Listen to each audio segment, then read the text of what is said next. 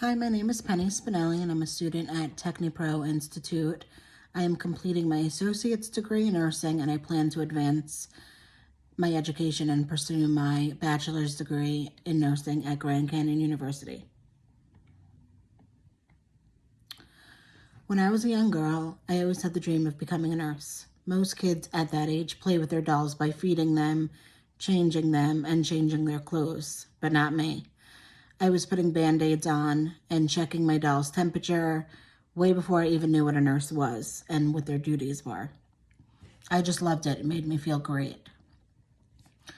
I was always a loner at that age. I never had any real friends. And a part of me felt because kids at that age didn't want to role play.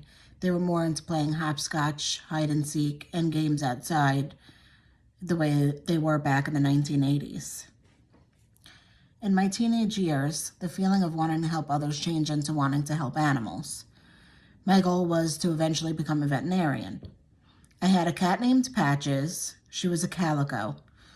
She had a nice rusty white and black coat on her.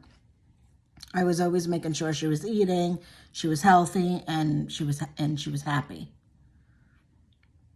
5 years later, that dream changed once I moved to Missouri. I met a wonderful woman there named Sally. She was just a ray of sunshine. She possessed all the qualities in a person that I admired to be, which is organic, spiritual, positive, and just always looked at the glass full. As I always told people when I discussed Sally, Sally is someone special. Sally taught me the ways of life, from spiritual guidance to gardening.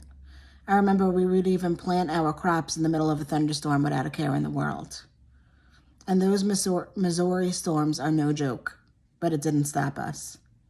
We grew it all from eggplants, tomatoes, to potatoes, and pumpkins. Years went on, and Sally came over one day with a look of fright in her face. She told me the devastating news. She had cancer. Prior to this, I have never lost anyone close to me, and I wasn't ready to now. She explained this cancer was very progressive and she wouldn't have long to live.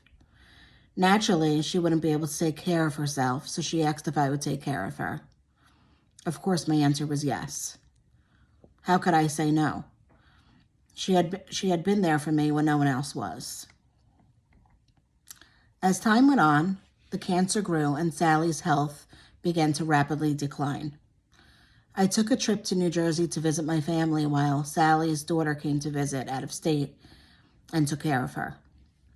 When I returned, Sally's health declined even more rapidly than it did the months prior. I realized then I made a huge impact on her health. I remember walking in her room and seeing Sally sick as a dog.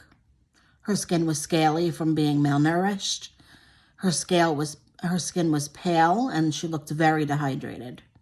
I've never witnessed something like this before, especially with somebody so close to me. As Sally was a religious lady, I knew it was time to pray. The Father, the Son, the Holy Spirit. Sally was a very religious lady, as I've stated before. Unfortunately, Sally passed on later on that week.